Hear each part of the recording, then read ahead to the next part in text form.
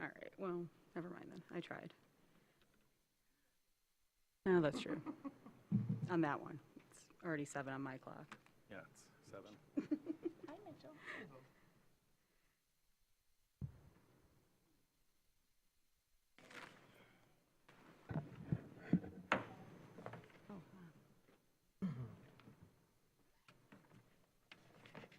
Okay, I'm going to call to order this regular City Commission meeting of Monday, August 17th. All please rise for the Pledge of Allegiance.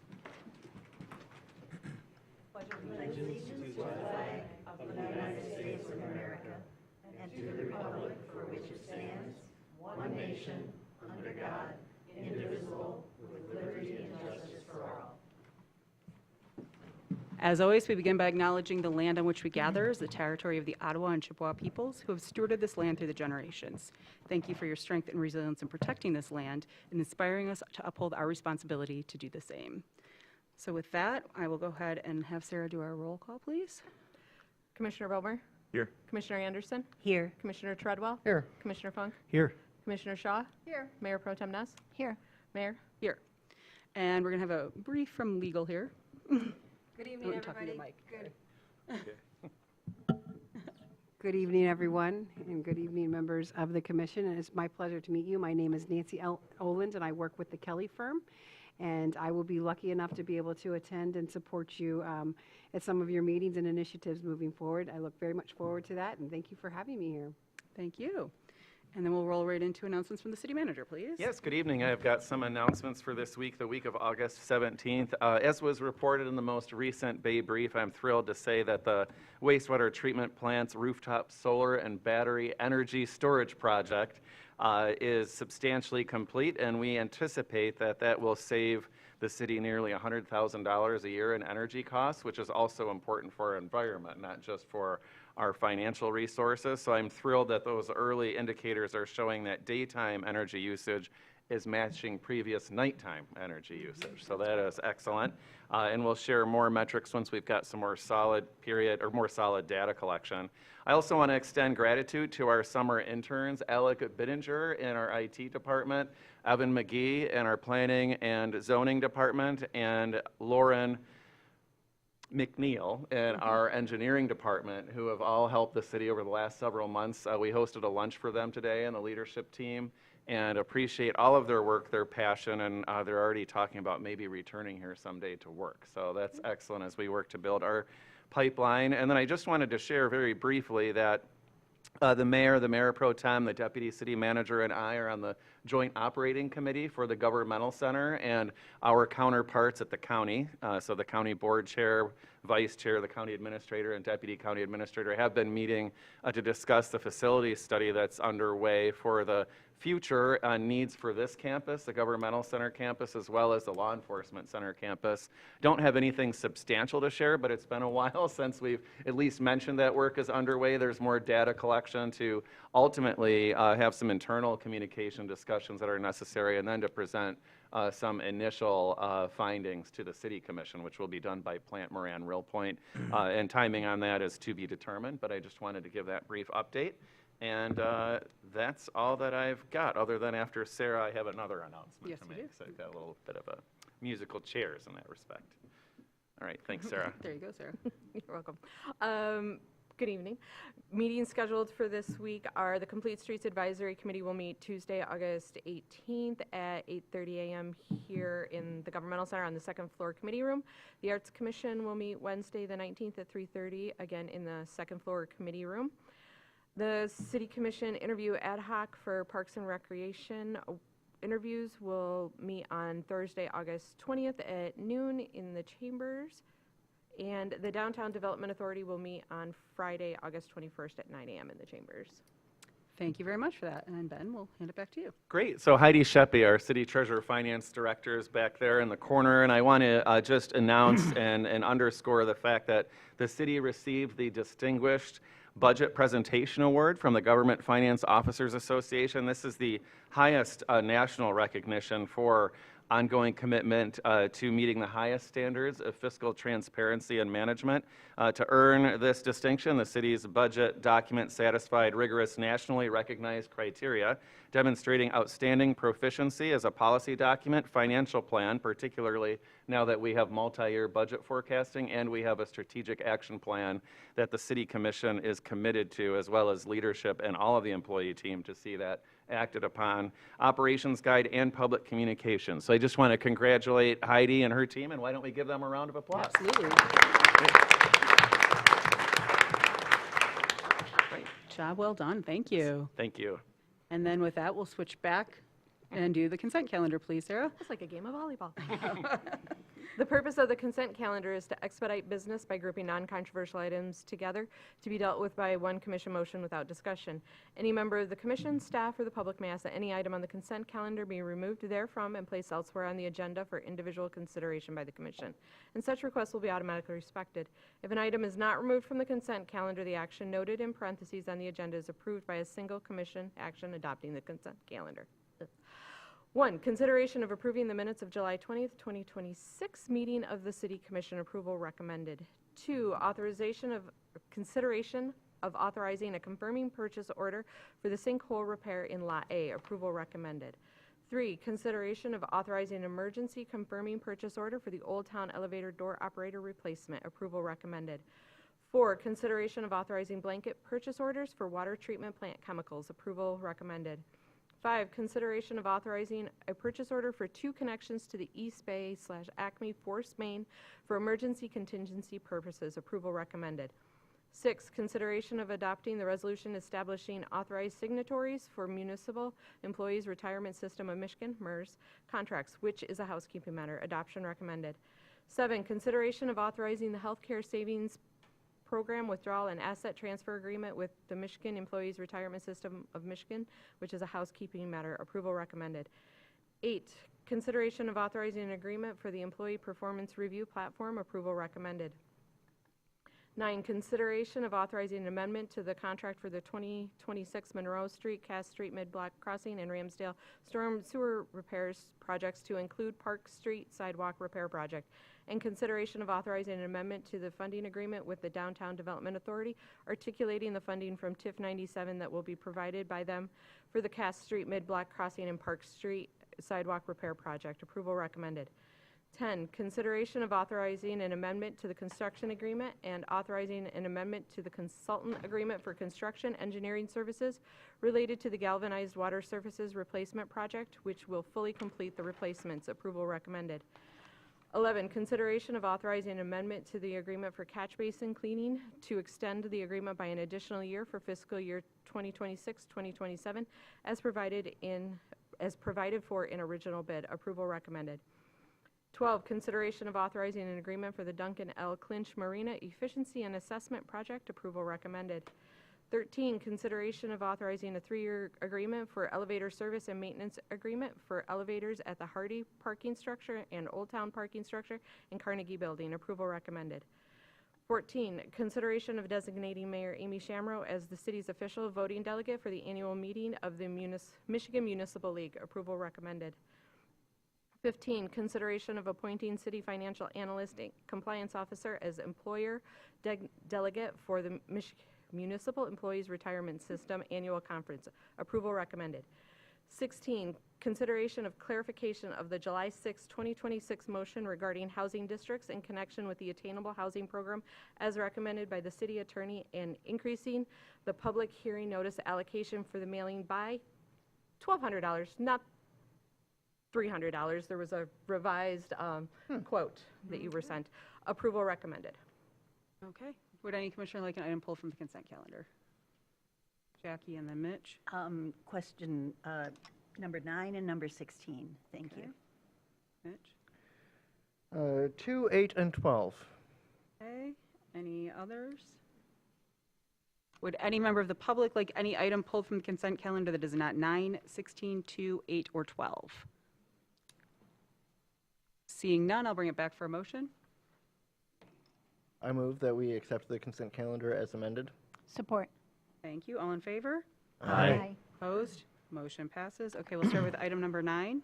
Jackie? Thank you. I'm sure this was in the documentation, and I simply missed it, but just to clarify that the Ramsdale and the Monroe, of course, are outside the TIF district, and that funding is not coming from TIF monies. Correct, because it cannot. Right. Exactly. Yes. Thank you very much for that. And then on number 16, No, you have to have a motion because you pulled it. Well, oh, Or we yeah, we have have to, to pass yeah, it. you I'm pulled it, so sorry. it's now an agenda item, so. sorry. Yeah. Never mind. So, do we have other questions, or would somebody like to make a motion? do have a further question about Okay. it. So it's specified in that agenda item that this was for sidewalk repairs along Park Street in between Park and Front, correct? Correct. Park- Yeah, Park- and I got a Park and chance State. Park and State. between Park and State.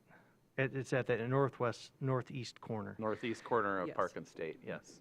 And it turned out to be about $70,000 after all the cost estimate and the contingencies. Why didn't we put that out to bid, and why did we lump that in with a project that was already kind of going on and just have it as attached as an amendment versus putting that specifically out to bid? Sure, and I'll ask City Engineer Ann Pagano to speak briefly to that. Good evening. Basically, so we could get the work done this summer, we did have a bid previously for the other work. So, you know, we had already sort of gone out to bid for another project. So we're hoping to do a change order to add this work in to get it done this summer. Because I don't know if you've been out there, but it really does need to be fixed as soon as we can get Yeah, it done. I walked it today, and I was surprised that it was that bad, so Yeah. happy to see it get fixed. Was curious about the procedure of it more than anything. Why do the change order versus putting it out to bid? And Sure. I'm always a fan of efficiency and speed, so. Definitely, and this is, I think, in that vein, it's a change order at the unit prices that they were already Correct. working at, so it is still within the bidded prices. It's just expanding the scope of their work using that same pricing. Correct. And I have a quick exactly. question, because this question has come up often of, you know, when we're already working on a project, we often get the question, why don't we go out for bid when the project's always going on? Just in a ballpark, and I'm asking you because you're up here, Ann, and you tend to get a lot of these that are, because they fall under engineering. If you do go out for RFP on something like this, realistically, is that at least a month or so until you get like responses and be able to analyze it? Just so that everybody has that info, so the next time it comes up, that can go through their head automatically as like, oh, that would probably take another 3 or 4 weeks, or 5 Sure. or 6, or. Yeah, it would have taken a lot longer because we didn't really put a full spec plan together, you know, to put out to bid. So you can see in the attachment, it's just like a PDF, you know, so it's really simple. We would have had to put together a really detailed package, so it would have been a lot of staff time. And then we typically put it out to bid for a month. Then by the time we bring it here and get it approved and then get all the contracting, it literally would have been like a 3-month process. So thank you just for clarifying that, because Sure. it does come up. All right, other questions, or would somebody like to make a motion? I'll make a motion. Thank you.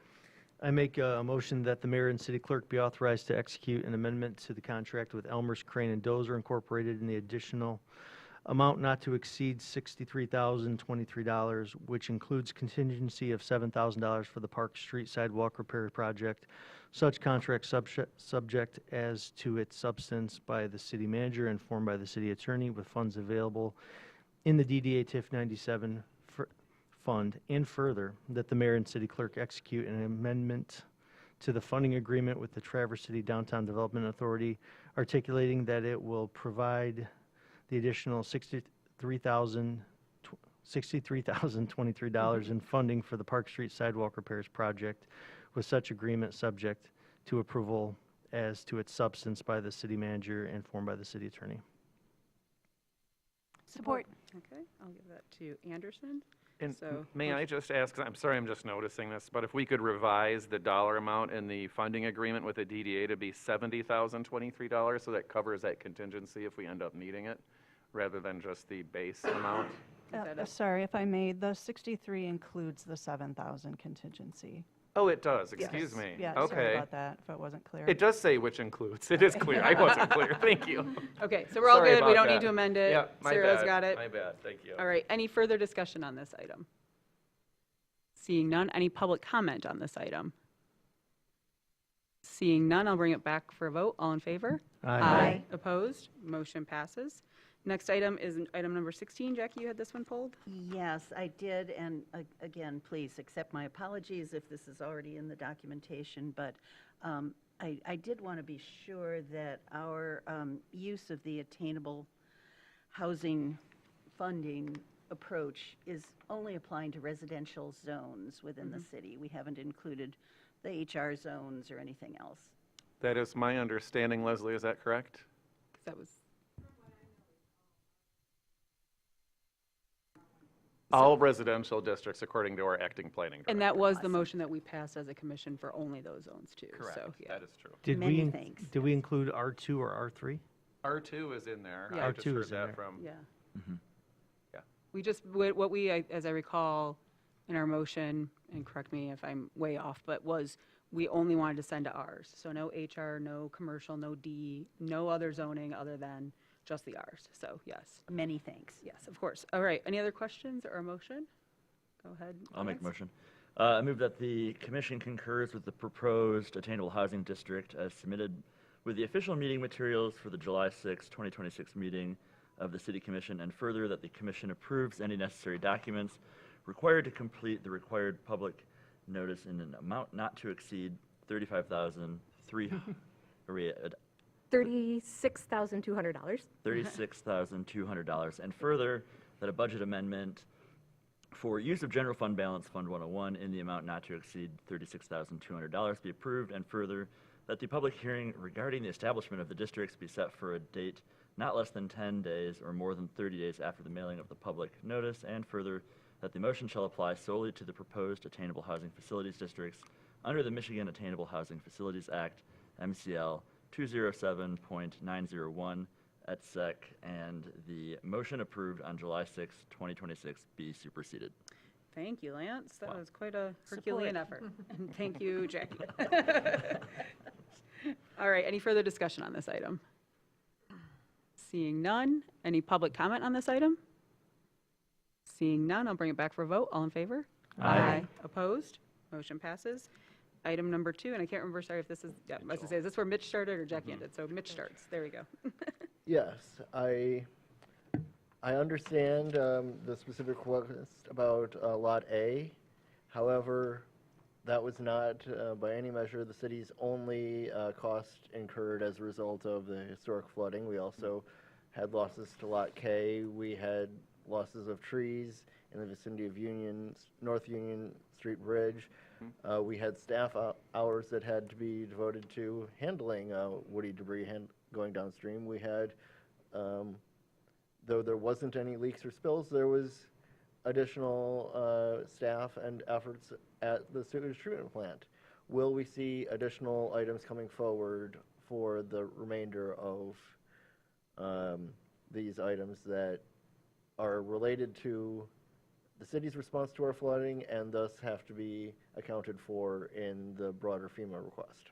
I am thinking at this point, probably not, but we'll see. I know that we have, I think, approximately $500,000 in documented, I'm sorry? So far, we're up to about 300,000 in damages and staff time, consultant time that we are tracking and submitting to FEMA for reimbursement. Thank you. Great. Does that answer your question, Yes. Mitchell? Okay, great. I've Thank you, been Ann. glad that at the last 2 Friday Night Lives, FEMA has had a booth. It's Yeah. not for us and the government, Uh-huh. but for residents along River Road or other places. It is nice to see a responsive federal agency. Yeah, absolutely. Thank Great. you. Do we have other questions or a motion? I'll make the motion. Thank you, Ken. I make a motion that the city manager be authorized to issue a confirming purchase with Elmer's Crane and Dozer for the completed work in Lot A in the amount not to exceed $79,675.46, and further to authorize the city manager to apply for reimbursement through FEMA. Second. Thank you, Heather. Any further discussion on this item? Seeing none, any public comment on this item? Seeing none, I'll bring it back. All in favor? Aye. Opposed? Motion passes. Okay, and then Mitch, you had number 8 pulled. Yes, it is the city's manager's sole discretion to hire, evaluate, and perform corrective action to employees that directly report to them. And it's not our job as commissioners to micromanage or say that different action should be taken. However, this does, in the memo, talk about transparency and visibility. Will there be not direct access to the behind-the-scenes issues, but some, at least top-level reports of what is coming? Were there staff members that might not be named, but at least an identification of you have identified staff issues and are taking appropriate action? Absolutely not. There will be none of that. All the staffing reports ultimately, with the exception of the city attorney to me.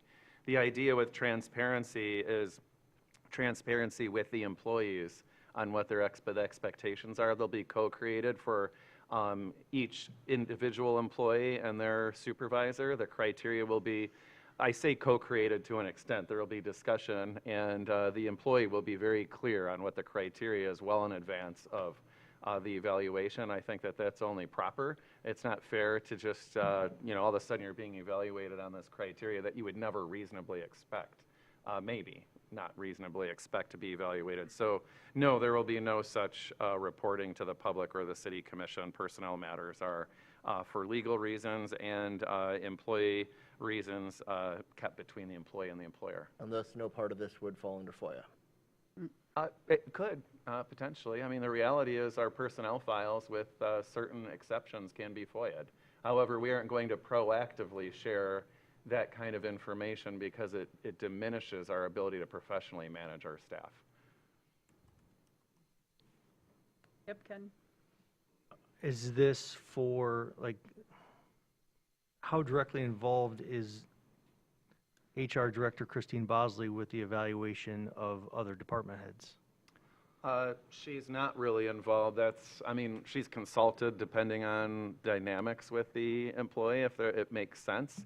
But generally, the criteria is established. Like, for instance, the direct reports to me that are department heads, that'll be between me and them, and those department heads that are reporting through our deputy city manager, that'll be between her and them. Is this just for the department heads? No, this will ultimately, it's initially just for department heads, and then it will filter down to all employees throughout the organization. And at that point, though, would the other employees that are not department heads, their department heads would be the ones managing those expectations and the Yes. criteria? Just to Yes. clarify that? Yeah, so I'll be creating department level work plans for each department, working with the department directors, and then it's their responsibility to carry that out throughout the organization, throughout their department on behalf of the entire organization. Do we have- Does this is this going to supersede their existing job expectations and the outline of what they already do? I think we're getting a little bit into the weeds. This is really a management matter and not a governance level discussion. What's before you is really just whether or not you want to approve the use and allow me to purchase this software for evaluations. The process for evaluating employees is not the purview of the city commission, and nor should it be. Do we have other questions about the software or a motion? Program, sorry, I might be using that wrong.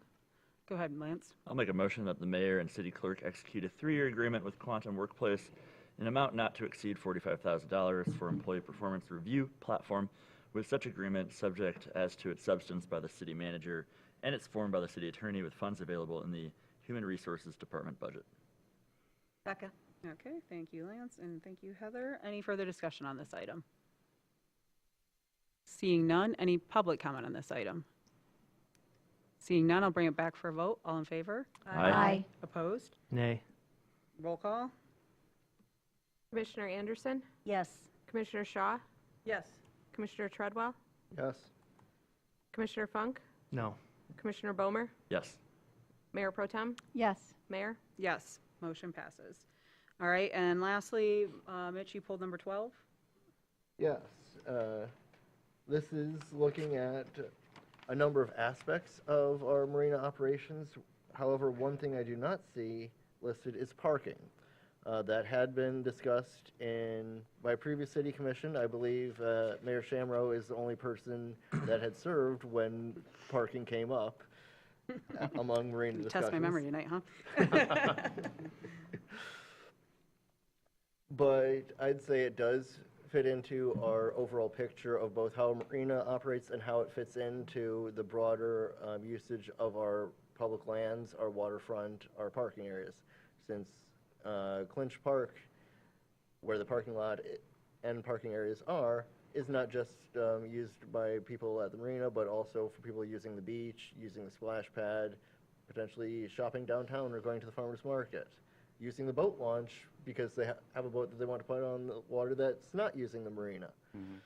So I would see that as something that could be looked at, and I would like it to be a consideration in terms of both how our marina functions most efficiently, but also how that functions as a component of the city's overall parks landscape. We will ask that that be part of the scope, and I know Ms. Handy is here, and our Marina Harbor Master Shane Dillaway is here as well, but I'll ask Ms. Handy to make sure that that's included. Thank you. Okay. Any other questions, or I'll take a motion?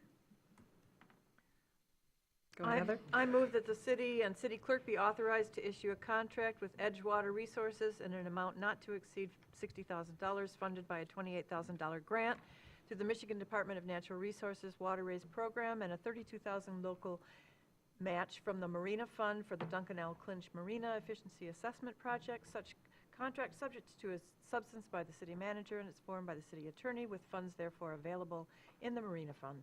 Support. Thank you, Heather, and thank you, Mitch. Any further discussion on this item? Seeing none, any public comment on this item? Seeing none, I'll bring it back. All in favor? Aye. Opposed? Motion passes. All right, so now down to our first item of old business, which I think is something that a lot of people are going to be glad to hear. We've got an update here on the Carnegie Building, so if you want to handle that, please, Ben? Yes, I'd be happy to. Thank you, Mayor Shamrow. At the direction of the City Commission, the City Manager's Office issued a request for proposals for use of the city-owned Carnegie Building at 322 6th Street. The city received a proposal from the current occupant, Crooked Tree Arts Center, as well as a proposal from the Traverse Area District Library. At the April 20th City Commission meeting this year, the City Commission approved my recommendation to extend by 1 year the lease with Crooked Tree Arts Center, so to take it from an expiration of October 31st, 26 to October 31st, 2027, to provide some time for the city and Traverse Area District Library and Crooked Tree to explore through facilitated sessions whether there was a path toward joint occupancy. We had 2 sessions, and those, I think, went rather well. There was open-mindedness, but as you know, and it's included in the packet and it's been reported on, since then I received a communication from Crooked Tree indicating that they're requesting to have the lease extended by yet 1 more year, so this would take them through October of 2028. And at that point in time, they would vacate the building because they are looking for a permanent location with, as they say, adequate space to accommodate their long-term program expansion plans. And since receiving that communication, I met with Michelle Howard, who's here tonight. She's the executive director for the Traverse Area District Library, and she indicated that the library remains interested in their original proposal beginning in November of 2028. And so it's my recommendation that the City Commission approve a 1-year lease extension through October 31st, 2028, with a final year lease payment to increase by the Detroit All-Urban Consumer Price Index for the period December 25 through 26, with all other terms to remain the same. And I just want to say that I expressed this to Crooked Tree Executive Director Angela Morris, that the city appreciates the services and the valuable programming Crooked Tree has provided for the last several years there, and that they'll continue to provide during their remaining time there. And I also appreciate the library's desire to provide valuable services at that building, including making historic collections available for viewing. And so that is my recommendation, and the motion in the packet would authorize that 1-year extension and for the city attorney and I to begin negotiating a lease with the Traverse Area District Library. We'd begin that effort relatively soon. We have some time, but we'd begin it relatively soon, and that lease then would be brought back to the City Commission for consideration. But you can expect that it would largely reflect the proposal that the library originally submitted. Also, just wanted to note that this does also protect the voting. Yes. This is as a precinct. so a precinct polling place. So I know that's very much part of our community and our neighborhood, that neighborhood as well. So it's going to be read through a hefty verbiage by whoever has to make the motion, but in addition to that, we are also still protecting that as this moves forward. So do we have any questions right now on this? Mitch? Yes.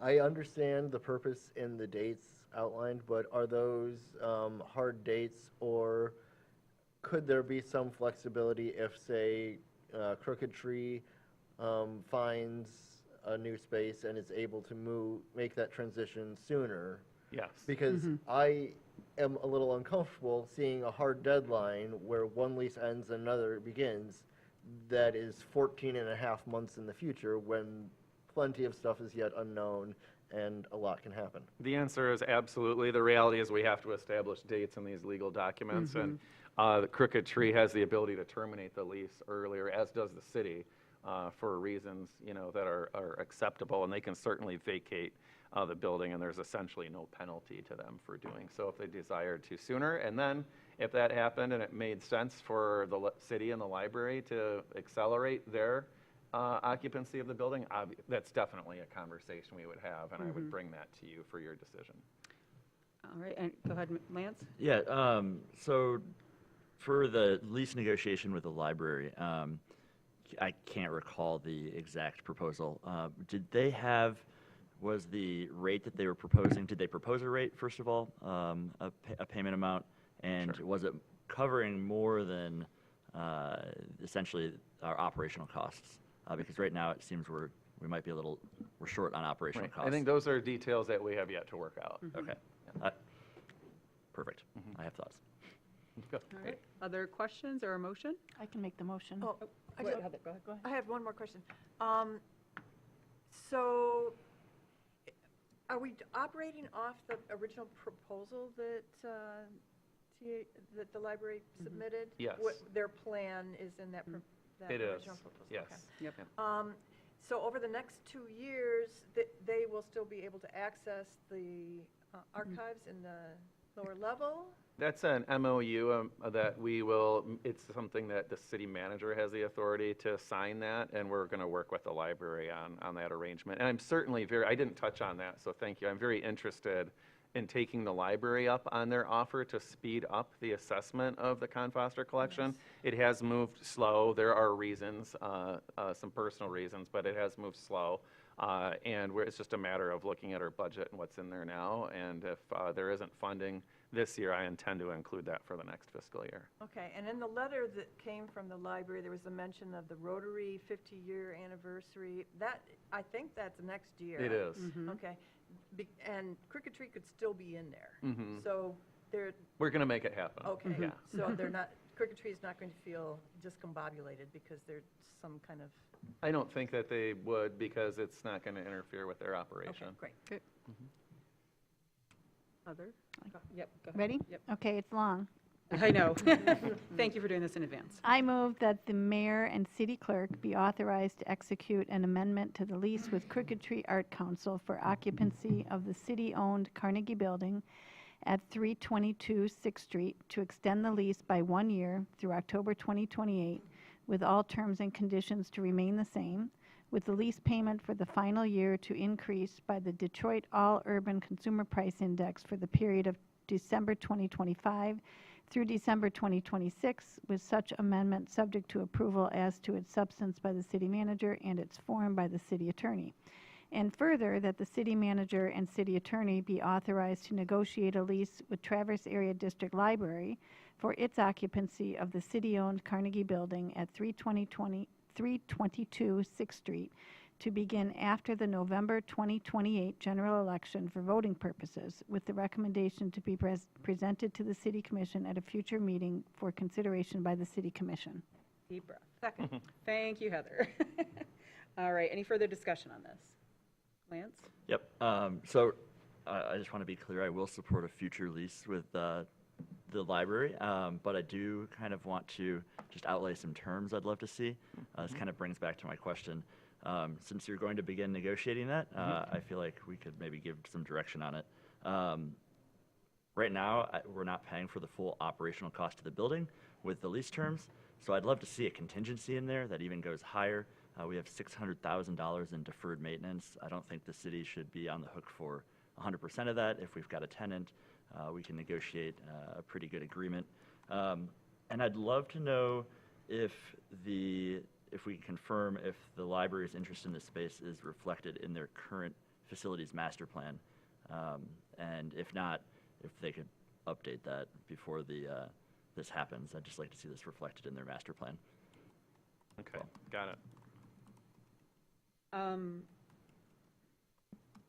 So when you're saying though about the, as far as the facilities costs and similar to what what you're basically saying is similar as we were having that conversation with Crooked Tree as far as responsibility. Okay. Correct. I just want to make sure because I know that both Crooked Tree, the library, and actually even when we were talking about Con Foster, our desire to have nonprofits in there or community service doesn't always align with current full market value for rents. And so Sure. just clarifying that we're all on the page of Yeah, I would good for just- one, good for the other. Yep. Yep. I just, want to make sure we're covering our costs, at least Yep. covering our costs. And then there should be some sort of contingency for unexpected issues that can arise. It's just what I would like to see.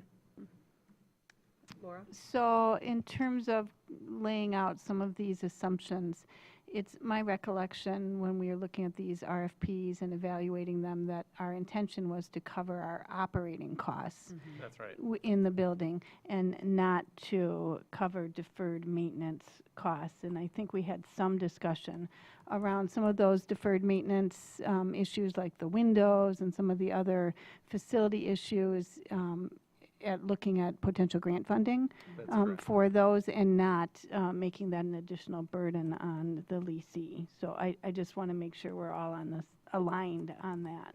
Grant funding often does require a match of some sort, though, so I feel like we do need to have a fund of some sort to do that type of matching, and this is an opportunity to at least create a small one and show in good faith that the organization is willing to help with the building.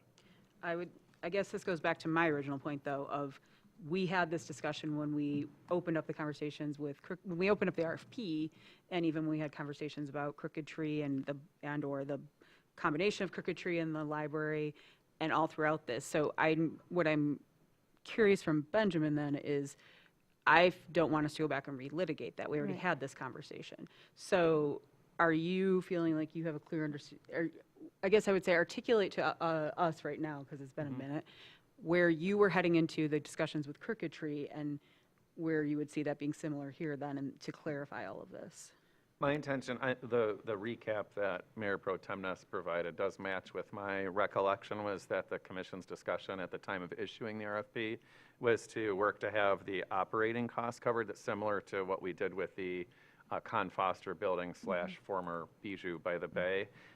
So as I leave this conversation, unless there's more said, I think that my approach is going to be to stick with that, but to explore if there's anything that makes sense along the lines of what Lance said, and I can certainly do that. Thank you. That's all I ask. Yep. Great. Okay, I just want to make sure we were all on page for that. Mitch? Yes. I suppose this is a question for Crooked Tree if they were present, but is their intention with a permanent larger space to remain in downtown specifically, or Traverse City generally, or Grand Traverse region, or yet That's unknown? that's a fine question. That can't be part of our deliberations, though. We're focusing on, are we proving it for their requested period with the options to be negotiated if they hopefully find some great space and maybe find it early and all of that. So that's, if, during public comment or at any point if anybody wants to get up and share that, that's here.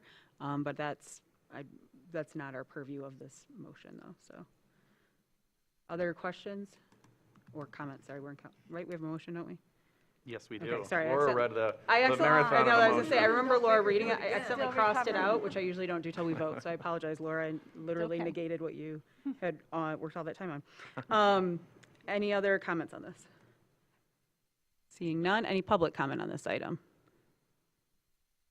Seeing none, I'll bring it back for a vote. All in favor? Aye. Opposed? Motion passes. All right. I'm excited for whatever space the Crooked Tree has coming forward. They're a great part of our community, and excited for the next couple of years there and what happens with our library. So lots of good things in our community. Okay, next, thank you for bringing this forward, Commissioner Shaw. So I'll hand it over to you, but a resolution in support of childcare micro centers. Kick it off. Yes, I think the resolution language is actually pretty comprehensive. But to summarize, the Child Care Micro Center is a model that allows state regulations for home-based child care operations to apply to places outside the home, like a church or a township hall or a library, maybe not a library, but why not? And it could fill a substantial gap between the home-based childcare and traditionally licensed standalone daycares centers, which can often be significantly costly. Plus, with a lot of regulations, which are barriers to setting one up in your home.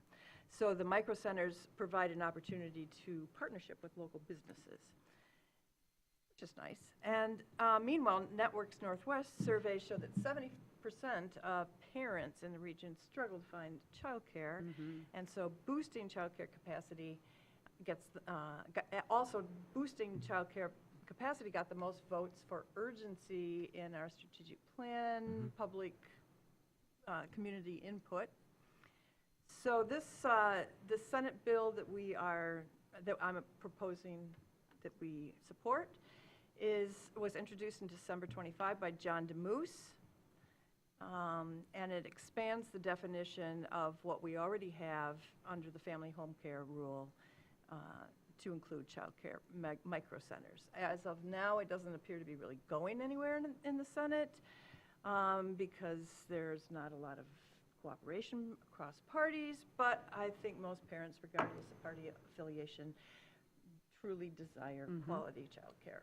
So I hope you will join me in supporting this resolution. Do we have any questions for Heather, or go ahead, Lance? You know if any committee meetings have been scheduled at all on it? I do not. Okay. It just says Well, hopefully us passing this stalled. can, Stalled, not going anywhere. help in Yeah. Yes, reinforce like, hey, hopefully, right. we want this. And then I guess last question, the resolution kind of has the staff inspecting our own facilities. Do we know if we've done that before? If the facilities could be micro centers? I know that there was some initial exploration of using the lower level of this building, but it wasn't at the time supported by the county, who was Okay. the majority owner. But that's certainly a conversation that could be revisited. There's new people in seats now, Yeah. as well as looking at city facilities that are solely owned by us. I don't believe that's been done yet. Okay, No, okay. yeah. I do think bringing it to the county, there's probably appetite there. Good. Great. All right, so do we have more questions? Or Heather, since you brought it forward, if you'd like to make the motion? I would like to. Great. I move that the resolution in support of child care micro centers and expanded access to early childhood care be adopted. Second. All right, thank you. Heather and Lance, any further discussion? Go ahead, Jackie. Just a brief update to let everyone know that the Planning Commission has also, of course, been reviewing zoning options to be sure that we aren't inadvertently exerting any barriers against childcare options in the city. And then I believe at the time of our strategic plan adoption, there was some interest among this body about the tri-share. Yes. And so any kind of an update from the city manager at some point that's convenient would be appreciated. I can even share something really quick right now. We were even talking about that just this morning, the deputy city manager and I, and this is part of the city manager's OKR work plan that you approved. And so Valerie Handy, our deputy city manager, is going to be working with our human resources director to present a recommendation to me here relatively soon. And so I'll be happy to report more back once we've got more information. Outstanding, thank you. Yes. All right, and just to, as we're looking at it through planning, and not that they don't know this, but we did a really comprehensive update in, I think, 2017. And I so just remember. as, we should be able to just do like 2017 to now to see if there's anything that's missing versus having to do a large scope of action on that, so. Thank you. And as I recall, one of the pieces of that update was making sure that you didn't have two childcares next to each other, or even, it might even be you can't have two childcare centers on one block. So that might be a place to start too. Yeah, I think that was actually one of the things we eliminated, was because it used to be like, you couldn't have them within like 500 or 1,000 feet of each other. So I think that did get eliminated, but always worth I double don't checking. know. Yeah. There was so- a lot of pushback on that. Children's voices are loud and Yes. very disturbing. We, heard that. we did hear that commentary, yes. All right, any further comments from the city commission? Any public comment on this item? Seeing none, we'll bring it back. All in favor? Aye. Opposed? And I meant to say this before, but we had our funny conversation there about noise, children being boisterous. I would say too that anybody who might be looking at this vote, and from what Heather summarized very well, we just want to see something like this move forward. And we appreciate John DeMoose putting it forward, but if it comes from someone else or there's another similar thing in committee, this is what we are endorsing, is this flexibility that Heather outlined. So put that on the record now, because thank you everybody for voting for that. All right, next we have our public hearing here for our, I'm not going to read them all. Rezoning. Rezoning of 314 8th Street. Do we have a presentation, or I do we think wanna just open it? I'd like to just ask Leslie Sichterman, Sure. the acting planning director, to just provide a brief overview. And I know that she also corrected something that she'd indicated at the planning commission meeting last week. And if you can just reiterate that here for everybody, that'd be great. Thanks, Leslie. Good evening. So this is introduction tonight, and then at your next regular meeting, I assume it will be back on the agenda for final action. This was a rezoning brought to the Planning Commission by the Land Bank Authority in cooperation with the Housing Commission for redevelopment of the Copy Central site on 8th Street. This property is currently zoned C2, and all of the property around it on this side of the of 8th Street is all already zoned R3. They need to do a little bit of property line adjustments around this property, given the circumstances surrounding the property that the land bank also owns. And in doing that, they're going to create a situation where there's split zoning on this property. So we want to make sure that we don't get into that situation, which does get tricky in regards to enforcing zoning. And in addition to that, some of the standards in the current C2 district kind of pose some issues for them in trying to develop the property for residential use. So the intended use is residential multiple family. That use is permitted in both the C2 and the R3 districts. But the mistake that was my mistake at the Planning Commission level was the staff report indicated that the current zoning district allows only a 30-foot height limit for residential use, and the proposed district allows 45 feet, and that's actually not true. I misread the ordinance and confirmed with a few sources after that actually it's the same height restriction in both districts. So again, there's very minor differences between the two districts, and this kind of brings it more in line with our master plan and with the other surrounding uses and zoning. So. Thank you. Okay. And so do we have any questions? Go ahead, Ken. Page 3 of the staff reports, the rezoning request staff report, where it has the colored map and it shows the C2 inside the C3. That's not the FLUME, the future land use map. That's as it the is right current now, zoning, right? Yes. Okay. So it's kind of a little bit of an island on its own there. Other questions or a motion? Heather? I'll move that the amendments to the Traverse City Code of the Traverse City Code of Ordinances, which would rezone 314 8th Street from C2 Neighborhood Center to R3 Multiple Family Dwelling District, as recommended by the City Planning Commission, be introduced and scheduled for possible enactment on September 8th, 2026. Support. All right, thank you. I'm going to do Heather and Laura on that one. Further discussion? Go ahead. Jackie. I thought that it might be valuable to just give a thumbnail summary of some of the public input that was provided during public comment at the Planning Commission level. And many of the folks that we heard from were residents of the Riverine condominium complex that is right next door to this property. And they expressed some concerns regarding traffic impact, potential sharing of parking facilities, and they were hoping to have, I think, more of the insights about the potential development that would appear with a site plan, which of course we at the Planning Commission at that point didn't have, and were evaluating strictly in terms of was this aligned with the master plan? Did I get that kind of right? Or Yeah, I can think you so. elaborate on that? It is hard to separate the site development particulars and the rezoning issues. It's hard for them not to kind of mesh together. At this point, we're only considering and discussing the rezoning of the property. The differences between the two districts do become important. And again, that height difference was a concern to the neighbors, and my apologies for that.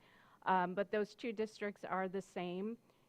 This is actually a little bit of a down zoning because all of the uses currently allowed in the R3, which they're asking to go to, are already allowed in the C2 district. And then additional commercial uses are allowed in C2. So it's just kind of a quirk in our zoning, and it works better for them. But I think that is a good summary of the concerns that the neighbors had, and we'll certainly try to address all of those at the site plan review process. And when we have our own public hearing, I would expect that we may get some feedback from the neighbors also. I also wanted to mention that I found it quite encouraging that the owners of the property, of Copy Central's property, really did want to see this as affordable housing use, and that was their desire, and I think beginning the conversation with the Traverse City Housing Commission, that was part of their motivation. So just FYI. So just really quick, Leslie, to clarify, because you said that it's the same, you were correcting yourself that it was the same. So what height does that fall at? 45 feet. So no matter which zoning it is, whether it changes or not, it will be allowed for up to 45 feet. Exactly. And does that change any kind of parking requirements either? I'd have to check closer at the parking requirements. I don't think it changes those requirements. Some of the site development standards, like the amount of, the placement of doorways, active areas, the design of the building that do apply in the C2 district don't apply in R3. So some of those, and the setbacks are a little bit different. They're actually a little more generous. That is smaller in the existing zoning. So it's a little bit of give and take. Okay. So yeah, that's what I just want to clarify, because again, this correction is out there. I want to make sure that, because that was one of the major concerns, that we're not losing that forest for the trees of, it'd be 45 feet no matter which one it is. Right. Okay. Jackie? And Mr. Fulmer, the head of the Traverse City Housing Commission, was kind enough to share a few details that I think had been shared with the Land Bank Authority presentation, and essentially was expecting the eventual site plan to have virtually a one parking spot per one apartment allocation. But I should not speak to him. I'm merely reporting something that came up at the Planning Commission. Thank you. That's a good share. Any other questions or comments? Go ahead, Ken. Is there a parking requirement for C3 development where you have to have at least one parking space for every one unit? I wish I knew that off the top of my head. I don't. I can get back to you on that, but generally, there is room for residential multiple family to not have one unit, one parking space per unit. In past projects with the Housing Commission, they have tried to scaled back the parking and have found that to be problematic. So they are committed to having at least one space per unit at this site. On that same vein, I guess, would that Parkview apartment, it's right on the corner of South Civic Center Drive and 8th Street, was that a housing commission project? Yes. There, that It's a parking, cautionary tale. that parking lot is a nightmare. Right. So, So okay. based on that experience, they are making sure that they have a little bit more parking available for the units at Great. this site. Thank you, Leslie. Any other questions or comments from commissioners? Okay, seeing none, any public comment on this item? Please feel free to approach the podium and line up if there are several people who would like to. We ask that you state your name and address, indicate if you're a city resident, non-city resident, and/or city business owner. We have a 3-minute time allotment per speaker. When your time has elapsed, the timer will beep. And finally, we request that all language be respectful to all parties. Good evening. My name is Ken Newberry, past president and president board member of the Riverine Site Association, 601 Riverine, Apartment 106. Thank you for the opportunity to address all of you and for your consideration that I know was provided at the last planning committee meeting. I'm not here to argue in favor or against the zoning thing. I will say one thing as I was sitting here hearing about the 45 feet or 30 feet. When you're at Riverine, you're down the hill. So that means you're at least 20 feet below. So a 45-foot building is more like a 65-foot building in terms of the perspective of height. So you think about when you're standing at street level for the downtown State Street projects and all those other things, that's 45 feet. We're looking at a 65-foot. So when you look at the consideration for the plan, that's something at least from a perspective of what it's like for Riverine owners. And I know it's affected some of our people who are worried, who are moving now as a result of the project. So it has some adverse effect in terms of the housing values that we have. But I'm here really to talk about what I call the 7 Ps. You all know it. The City Commission version tonight is really prior proper planning prevents problems for pedestrians, pedalists, and people in cars. As you know, 8th Street is very busy these days, and especially at rush hour, peak rush hours, and with all the bypasses. We find that it's extremely difficult to get out of our lot most times. If you want to turn to the west, it's a nightmare most times. And the only time you even get sometimes out during the peak rush hours is somebody is courteous enough to be able to let you in. I often take my sunglasses off. I look like a poor, sick, old person. I say, oh, would you please let me in? And it does work sometimes, I got to tell you. But the fact is, we want to be able to make sure that we have safety. Bicycles come down there at breakneck speed downhill. If there is a curb cutout, I know that was discussed at the last meeting, it is an extreme safety problem because the bikes go down there, there's no place for them to go. If a car comes out and a blind 45-foot building is behind them, they're not going to be seen. We have that concern right now with Riverine. People have to stop and look and make sure that they don't hit somebody. There have been some past accidents in the years past. And so I urge that whatever site is developed, a plan is developed, that those considerations for safety and for traffic are actually recorded in that whole area. Finally, there are some things that you may not notice. We noticed, for example, in the big snowfalls we had last year that a pile of snow, maybe 10 feet high or taller, was placed between Lake Street and 8th Street because they had no other place to put it. So when you're putting a building there, which is maybe fine and meets a noble objective, one of the things you're not paying for is that the fact that you're going to have to haul that snow away. It's got to go somewhere. And I only wish I know McGoffs and some of the others around there that had not been consulted to this project at all until just recently. It would have been helpful so we could provide some of the input. And I feel comfortable knowing that going forward we'll have some input in the site plan as it develops. And I think finally, a couple other things. We asked quite a while ago, speaking of safety, and I know it's a different issue, but about lighting. It's very dark coming past the bridge at night. Bicycles still come by there at night, and we had at one point been approved by the city engineering department to have a light placed there when the bridge project was going on. It didn't happen. Done? I'll let you can finish your one sentence. Please don't go on beyond it, though. Okay, I'll just do it really quickly. I am trained as a doctorate in community psychology. When you talk about sorry, I just wanted you to finish. We cut you off just saying we want a light. Can you just finish describing the light very quickly, and then your time had a lot. So that's okay. I'm fine. Okay. I think that they'll continue without me. But Okay. thanks for your Thank time. you. Yeah. Yes. Again, if several people would like to speak, please feel free to line up at the podium as well.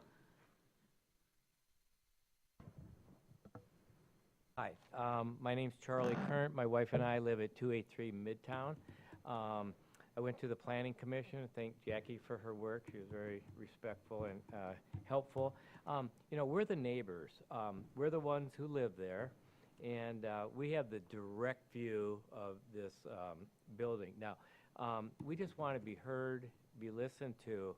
But I also, from my opinion, I'm not interested in, the zoning per se, but I am interested very much so in the height, as our riverine neighbors and Lake Street neighbors also. I mean, that's a humongous change for us.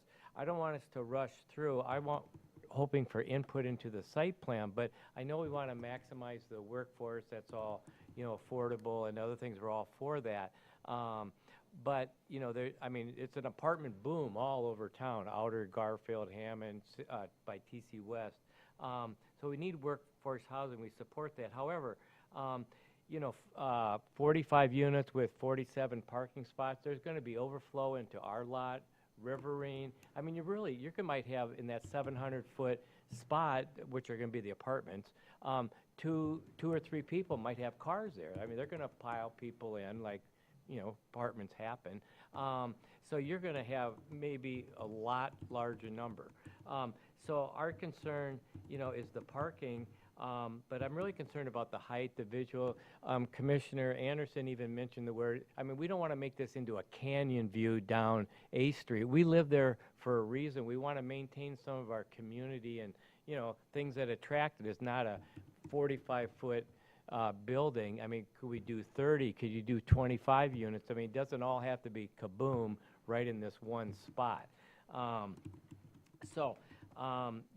other concerns, we'd like the input to the site plan also, as our neighbor mentioned, to have trees in front. Have the setback, 19, 20 feet, 8 trees in front, block some of that view, have some grassy land. Just don't, I don't know what the consequences are in 15, 20 years, who's going to own that. We know what happened at Trailside 45 and some of these others. They turn into condos. But we're still going to be there living if this commute turns into somebody maximizing their profit, and we're all into business being good. I agree, the 20,000 cars per day on 8th Street, we already have a problem. Now we're going to add more people turning right and left. You can't hardly get out of our unit. Now you're going to add in all that. So my hope would be limit this height, be respectful, listen to us neighbors. We live there. We look at it every day. It's a noble cause by the land bank, but compromise, just kind of make it more reasonable so it can be a win-win for the workforce, the land bank, the neighbors, those of us who live surrounding it. So Thank you. Thank you. Appreciate it. Do we have more public comment?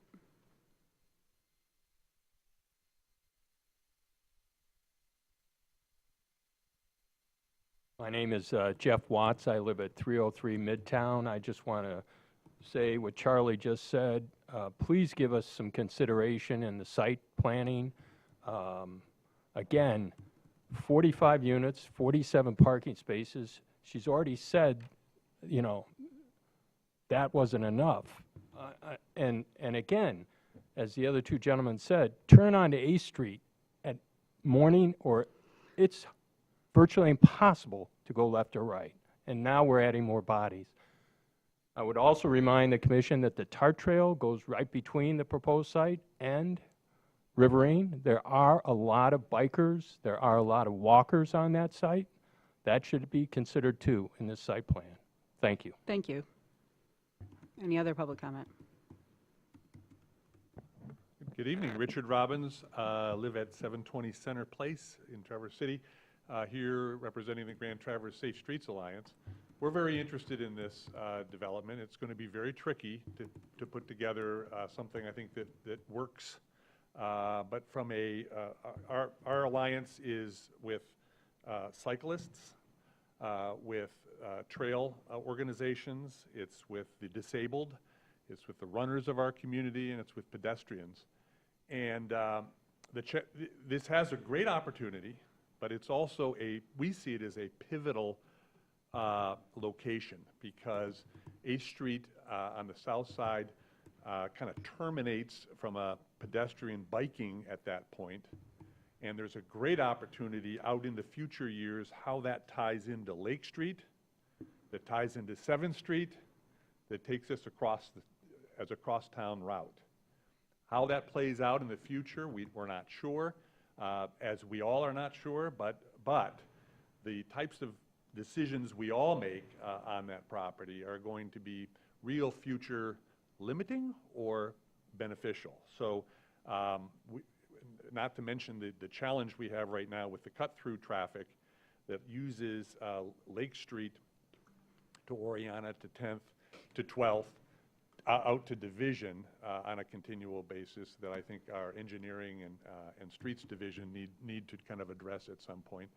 But anyway, the reason for my comment is it's a tremendous opportunity, but at the same time it's going to be very tricky, and we are looking forward to also having some input and community collaboration to making this, whatever it's going to be, a success for pedestrians, the disabled, cyclists, and pedestrians. So thank you. Thank you. Any other public comment on this item? If there's public comment, please come to the podium, please.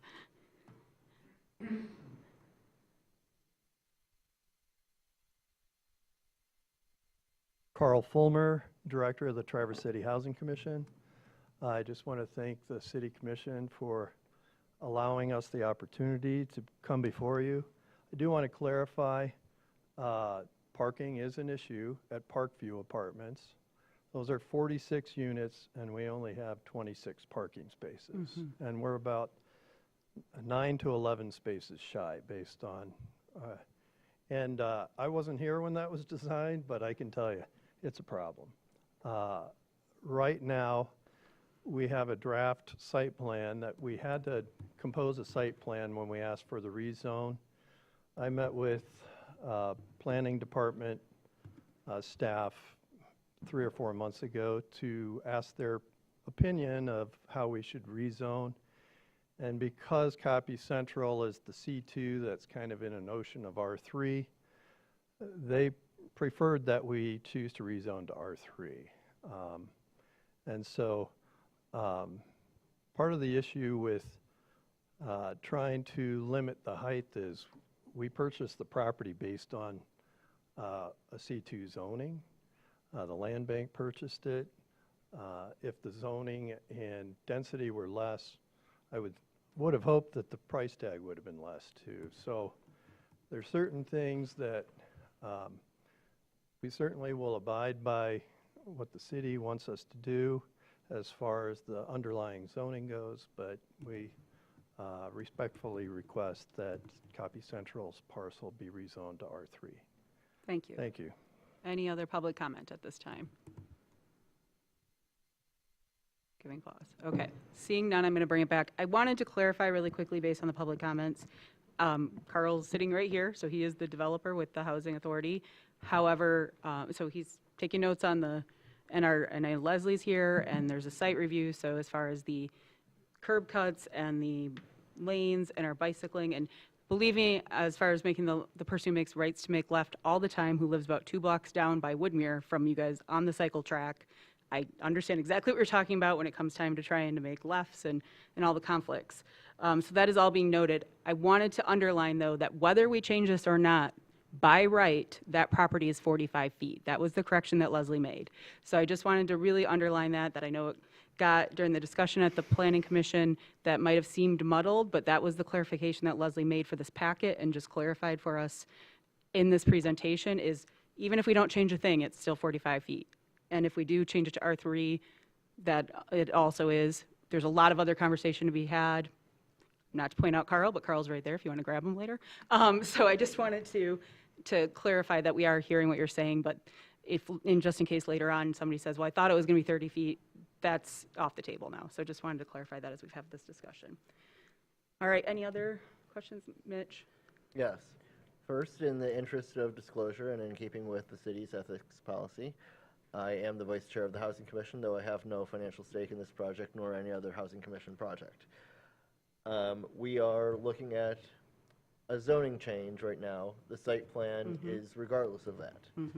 It is changing from C2 with any potential uses, which could include a restaurant on the ground floor, offices on the subsequent floors, residential above to a height of 45 feet, which could have 5 times the vehicular and foot traffic that a residential building has.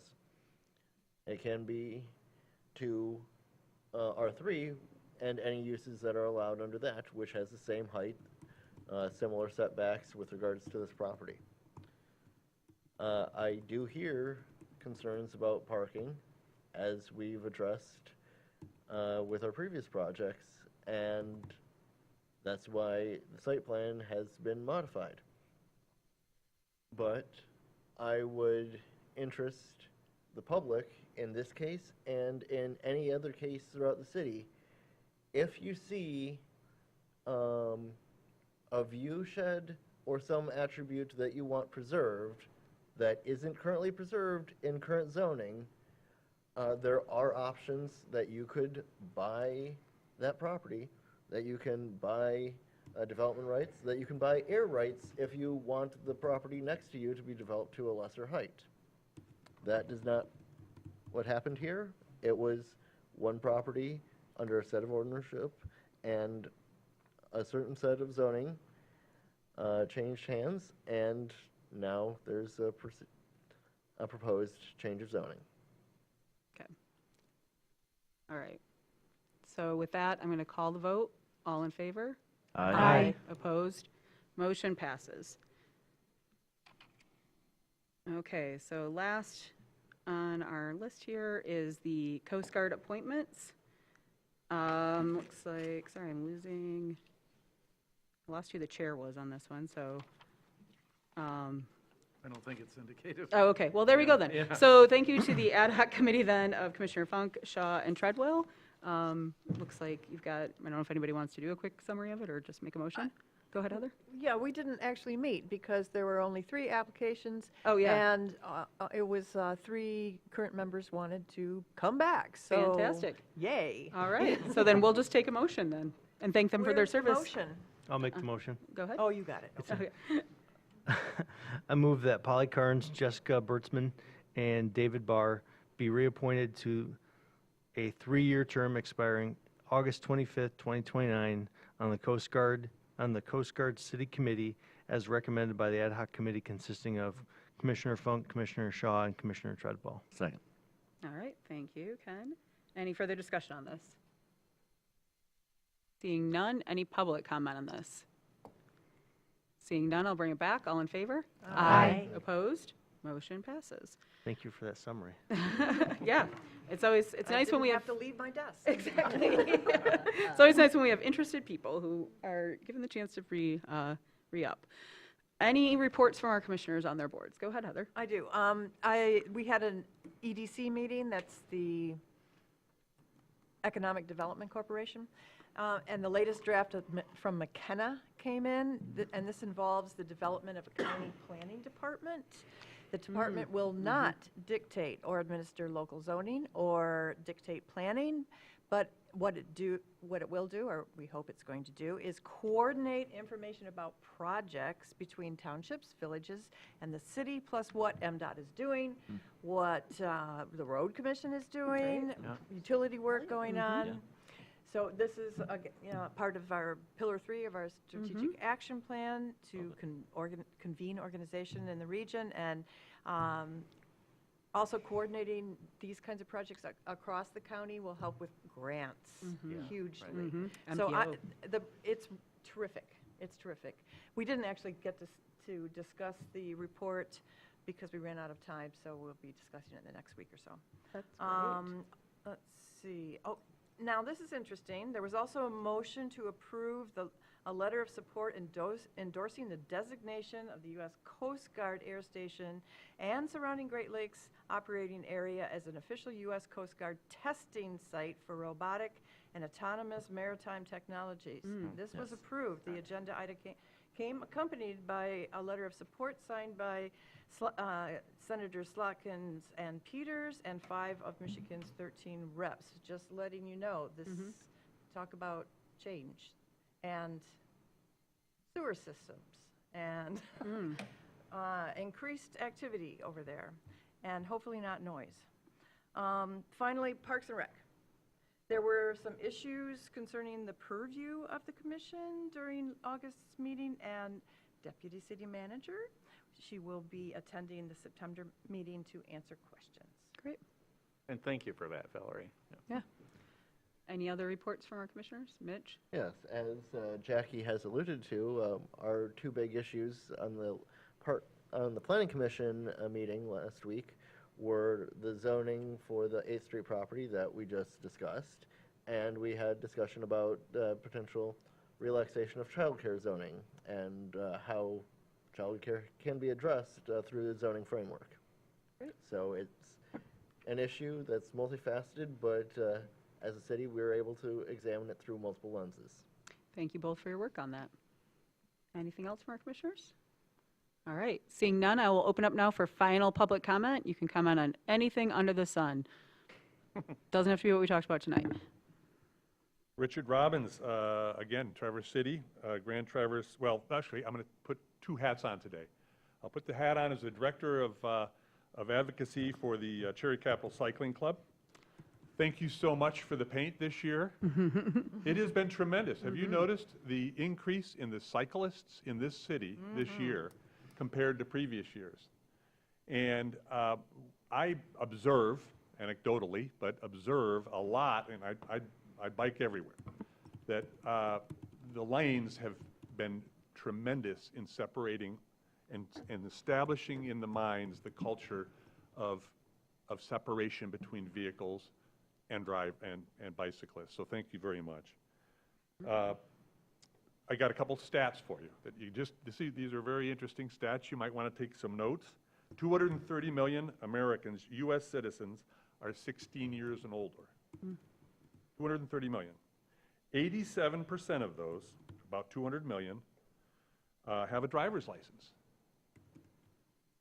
24% of the U.S. citizens 16 and older identify as either casual or active bicyclists, which is 55 million. And all studies show that approximately 50% of those who are casual or active riders are in this category called interested in bicycling more, but concerned for their safety, which is about 27 million. Take those numbers, those percentages, and take them down to our 15,000 within Traverse City. The more we can take people out of automobiles, feel comfortable riding, all of our initiatives are going to help with our traffic congestion, and it's also going to be a better lifestyle. Now I put the other hat on. I want you to take your commissioner hat off, and I want to invite you on August 27th at Silver Spruce. The Grand Traverse Safe Street Alliance has a meeting from 6 to 8. We are moving to what we call hyper-local. So we're asking members of the neighborhoods, all the neighborhoods will be represented, to have groups of 5, 10 people that are going to work on a quick work session in order to identify what is the most difficult or dangerous for walking, pedestrians, disabled in your neighborhood. And we're going to bring those back to the Complete Streets Committee as well as to the Commission so that we really get engagement by our local citizens. So for all of you, I invite you to take your commissioner hat off, join your neighborhood, and come join us on the 27th at Silver Spruce. It'll be a very quick, rapid-fire kind of approach, and it'll be very refreshing. So anyway, thank you very much. Thank you, Richard.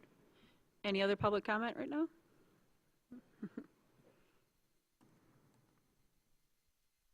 Justin Reed, 630 Cottage Drive from 1B, Traverse City, Michigan resident.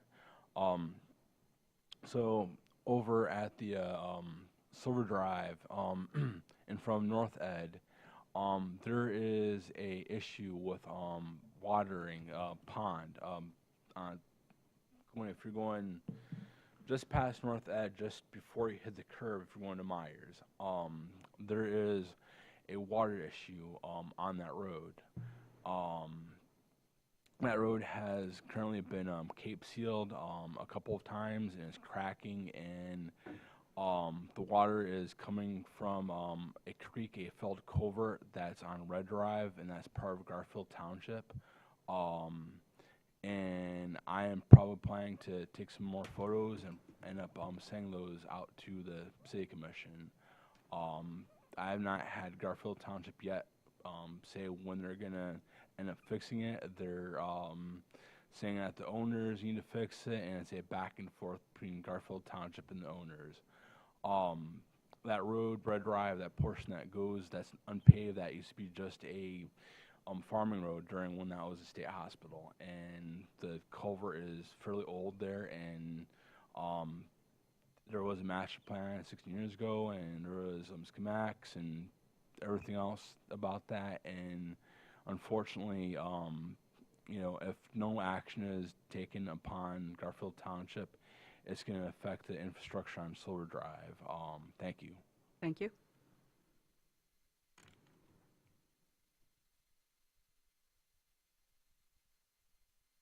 Good evening, Bill Tweetmeyer. I live at 300 East Bay Boulevard North, Traverse City, a city resident. How many hours do I get to address it? I do have a handout for you, so I'll give you the abbreviated version.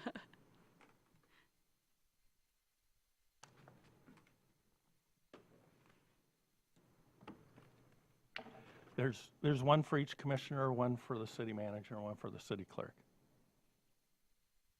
So I've been itching to address this commission since this article appeared in the newspaper last month. It's about the governmental center, the full facility repair estimates top $7.5 million.